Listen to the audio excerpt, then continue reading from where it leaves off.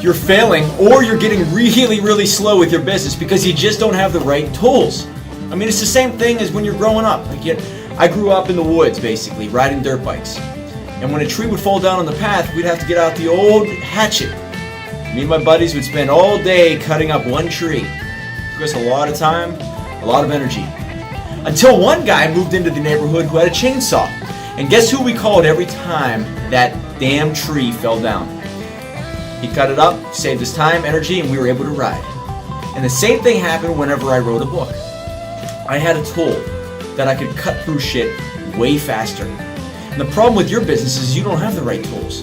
Maybe you don't have a podcast or the right equipment or apparel to start showing off and putting out into the world, or books. I'm finishing up my 7th book here. Books, left and right. You just keep promoting them, using them as tools to get out there, get noticed, and cut through noise.